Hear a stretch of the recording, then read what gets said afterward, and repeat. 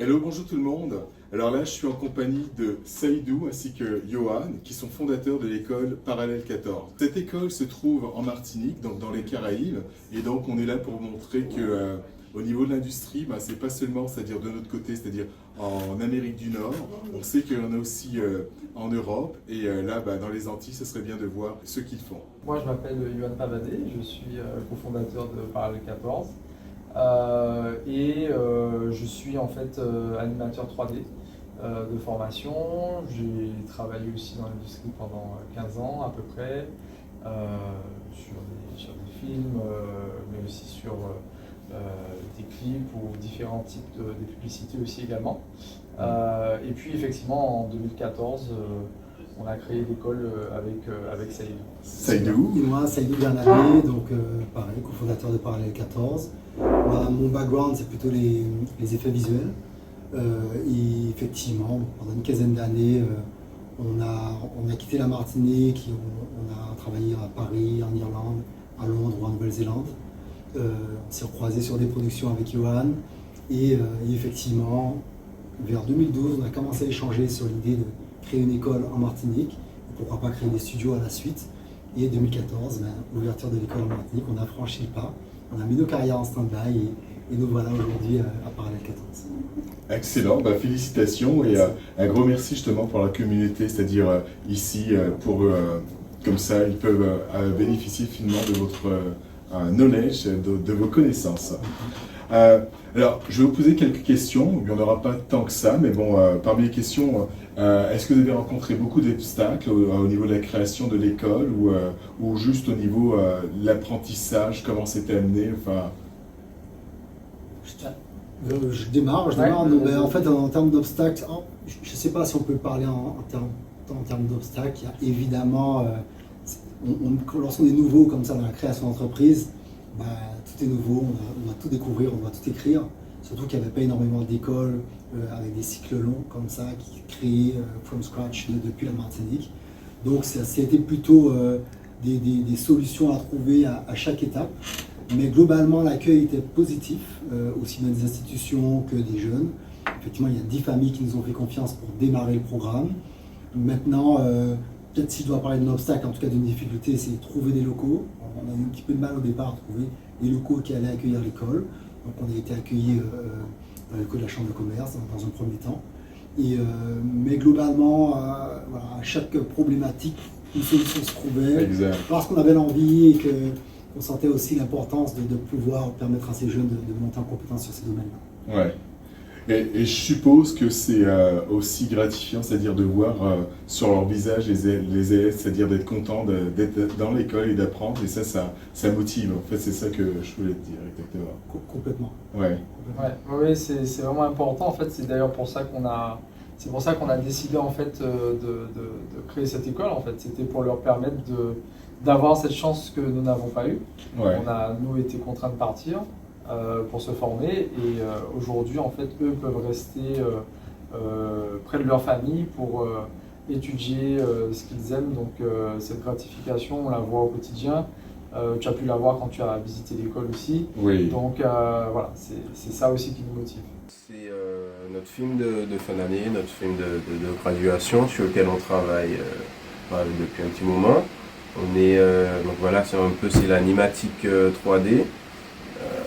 Pour pitcher un peu, c'est un film qui se passe en Martinique, donc ici, en début d'après-midi dans un EHPAD, où on est à deux vieux dans une chambre commune qui se réveillent en temps pour l'heure du goûter et qui vont devoir se battre pour la dernière part du goûter, qui est un mets spécifique de chez nous, qu'on appelle la cassave. Et on avait à cœur de raconter une petite histoire drôle et légère qui transmet des émotions agréables avec beaucoup de couleurs et de dynamisme comme on aime on va dire le ressentir dans notre promo parce que oui on a beaucoup de délire et d'énergie qui s'entrechoquent tous les jours quand on taffe et qu'on partage des choses. Donc voilà, globalement, ce qu'on fait ici. rapport à l'L14. Une chose aussi, toujours en parlant des élèves, qui est intéressant, une question que je vais vous poser, que moi je vois, que je remarque de mon côté, que pensez-vous de la qualité du travail des élèves maintenant, quand ils sont débutants, quand vous la comparez à vous quand vous avez commencé? Elle est marrante cette question parce que déjà on sent qu'il y a plusieurs générations qui sont passées. Exact. Et on est dans cette génération de ce que j'observe, qui à la fois ils naissent dans le monde du numérique, mais ils sont tellement immergés aujourd'hui dans la culture manga lorsque nous on la découvrait, qu'aujourd'hui on se rend compte qu'on doit pas mal déconstruire leurs références culturelles et leur apprendre déjà à revenir aux bases, reconsolider les bases. Dernièrement, je regardais le dossier que j'avais fourni lorsque j'étais en école de 3D et je me disais, ah ouais, on bossait dur quand même, il y a des choses de qualité. Et ces élèves, en tout cas, lorsqu'ils démarrent, et c'est pour ça qu'on a mis en place une prépa d'ailleurs, lorsqu'ils démarrent, on se rend compte que le niveau est peut-être un peu plus bas. Ouais. En revanche, la qualité de la formation qu'on leur met à disposition, en sortie, il n'y a pas photo. Ils connaissent des choses que nous, on ne connaissait pas du tout à cette époque-là. En tout cas, moi, c'est ce qu'on sait. Ouais, non, mais c'est bien ça. En fait, aujourd'hui, il y a des logiciels même qu'on ne connaissait même pas quand on a commencé il y a 20 ans. Et clairement, il y a des choses qui font que nous, on ne sait pas faire. On ne va pas se mentir. Mais derrière, ce qu'on essaie de leur expliquer, c'est que les outils vont évoluer. Comme pour nous, ça a évolué, les outils vont évoluer. Et que l'idée, c'est pas en fait d'être des presse-boutons, parce qu'à un moment donné, forcément, on devient interchangeable, mais plutôt de se dire comment en fait on peut créer une bonne image, comment on peut mettre du coup les outils au service de ce qu'on veut raconter. Et c'est là où on peut faire la différence, et surtout aussi comment continuer en fait à apprendre par soi. Et ça, même après l'école, en fait, du coup, ils pourront continuer, même si les outils changent. Ils pourront normalement continuer à s'adapter au monde et à l'industrie. Ouais. Dans mon cas, c'est à peu près la même chose.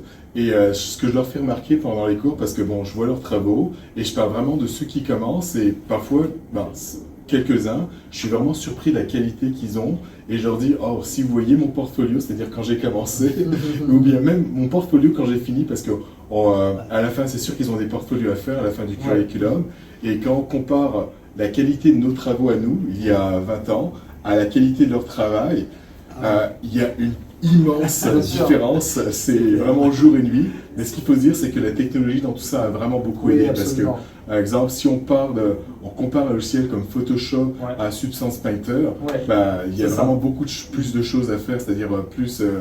Donc, ils ont la facilité. Par contre, ce qui leur manque, c'est vraiment, comme vous l'avez dit, les bases. C'est-à-dire, parce que eux, souvent, ça arrive tout fait, mais quand ça ne marche pas, ils sont perdus. Alors que nous, vu qu'on a les bases, on va être capable, exemple, si dans Substance Painter, il nous fait, je sais pas, 3 couches en même temps, on va être capable de corriger une des couches en fonction du résultat qu'on veut avoir, sans se dire, oh, je sais pas quoi faire, je suis perdu. Donc, il y a ça. Toujours dans ce même type d'idée, est-ce que les élèves vous en parlez un petit peu du AI, de comment on leur approche par rapport à l'intelligence artificielle? Est-ce qu'ils sont motivés par rapport à ça? Est-ce que ça leur fait peur? Ou comment eux ils voient ça? Moi, de ce que j'ai pu remarquer déjà, c'est d'abord de la peur. C'est surprenant, ça m'a surpris d'ailleurs parce que pour moi, je dis c'est des outils géniaux, on peut faire des choses très vite. Et on a eu un intervenant qui a parlé d'IA et les questions étaient vraiment, ça va nous voler notre travail, comment on va faire après, et j'étais surpris, on a dû du coup user beaucoup de pédagogie et de stratégie quelque part, mais pour leur faire comprendre, en tout cas c'est ma perception, mon avis, que évidemment que les avancées de l'AI sont fulgurantes, mais que c'est d'abord des outils qui permettront d'améliorer les process de travail, travailler plus vite, sur lesquels on peut s'appuyer pour pousser plus loin la créativité. Et parce que justement, ça donne déjà des résultats, notamment pour tout ce qui est AI pour l'image, ça donne déjà des résultats impressionnants. Ça nous oblige à aller encore plus loin. Mais qu'une chose me semble assez certaine, que ça ne remplacera pas le plaisir du process créatif et finalement l'infini de l'imagination humaine. Je suis assez d'accord en fait. Après, il y a certains étudiants en fait qui voient ça un peu comme une montagne à franchir. Ils ne veulent pas passer le pas parce que soit ils ont entendu parler de l'AI mais ils ne savent pas en fait comment l'aborder. Donc nous on essaye déjà dans le programme d'aborder cette question-là avec eux en leur disant que c'est un outil en fait d'aide à la décision Et du coup, comment en fait parler à cet outil, donc ça c'est important. Et que derrière ça, en fait, les entreprises vont de plus en plus l'utiliser, surtout dans la 3D et dans l'image, on l'a vu. Et donc, comment finalement arriver aussi dans l'entreprise avec cette casquette-là en disant moi je sais faire de la 3D si vous avez des outils en fait on va dire conventionnels, traditionnels comme Maya, comme Substance ou encore Photoshop, je suis en capacité effectivement de produire mes assets voilà, de façon traditionnelle en fait on va dire. Et puis s'il faut effectivement, et si vous le permettez dans votre workflow de pouvoir utiliser l'intelligence artificielle, je suis en capacité aussi de prompter, je peux discuter avec cet outil-là pour sortir des concepts ou même des assets 3D par la suite. Donc c'est vraiment en fait comment ça devient finalement une compétence supplémentaire du coup pour eux. Donc c'est ça qu'on essaye en fait d'amener dans le cursus pour déconstruire cette question de l'appréhension, de la peur qu'ils pourraient avoir. Moi, c'est amusant parce que c'est plutôt le contraire. C'est-à-dire, je trouve qu'il y en a trop, surtout des débutants, qui vont directement vers le AI. Pourquoi? Parce que eux, ce qu'ils veulent, les élèves, enfin je parle à une nouvelle génération, c'est un bouton qui fait tout. C'est-à-dire, je veux un personnage, donc plutôt que le sculpter ou quoi que ce soit, je veux juste, j'appuie sur le bouton, j'ai mon personnage. Donc pour le AI, ils le voient comme ça. Et nous, en tant que prof, en fait, notre tâche, c'est à leur expliquer comment utiliser correctement le AI. Parce que la chose, c'est qu'ils voient les résultats qui semblent beaux, mais ils n'ont pas encore l'œil artistique pour pouvoir déterminer qu'est-ce qui va être la beauté, qu'est-ce qui va être réel, comment la lumière doit être placée, etc. Donc, ils ont besoin quand même de cette connaissance de façon à se dire, je vais utiliser le AI comme un outil. C'est-à-dire, le AI, il va commencer à faire une chose, il va m'aider, mais moi, par-dessus, je vais repasser. Et ce que j'essaie de leur dire, c'est que le AI, je vois ça un petit peu comme le motion capture. C'est-à-dire, il y a l'animation, il y a la capture de mouvement, motion capture, et dans les débuts, il y en a qui pensaient que, exactement, ou bien qui faisaient la capture de mouvement et qui prenaient le produit tel quel et qui le diffusaient. Mais non, c'était pas beau. Il faut se mettre à corriger, c'est-à-dire ajuster les choses. Et donc, le AI, je vois ça comme ça. Enfin, c'est ce qu'on tente de leur expliquer. Et que ce soit pour eux comme pour nous, enseignants, il faut qu'on s'éduque par rapport, on va dire, au AI de façon à pouvoir savoir quelles sont les bonnes façons d'utiliser, comment on pourrait leur inculquer les bonnes façons d'utiliser le AI. Et encore une fois, on en revient à la question de l'outil qui évolue et comment, en fait, finalement, l'étudiant qui sort de l'école ou même le professionnel, hein, parce que même nous, on en parlait, on a ce travail-là aussi à se dire comment on utilise l'intelligence artificielle pour créer une belle image. Donc c'est toujours au service finalement de ce qu'on veut raconter et donc on doit être en capacité de savoir ce que c'est qu'une focale, de comprendre comment on compose des plans, etc. etc. Oui, c'est ça. On amène ça aussi et c'est vrai qu'il faut à la fois en parler très tôt pour ne pas qu'ils prennent de mauvaises habitudes, mais en même temps, dans leur process de fabrication des images, notamment là je parle de la prépa par exemple, leur dire attention ça existe, mais on va d'abord comprendre comment on fabrique une belle image et puis bien évidemment on va découvrir l'intelligence artificielle et les outils qui permettent de créer des images aussi en même temps. Ouais. Je vous remercie beaucoup pour cette interview et encore un gros merci, c'est-à-dire vraiment pour ce que vous faites et bon courage, continuez fort dans ce que vous faites. Merci en tout cas de nous avoir rendu visite. C'est ça, et puis on te dit à très vite du coup. Ok, voilà. Merci pour cette mise en lumière, à très vite, à très bientôt. Merci.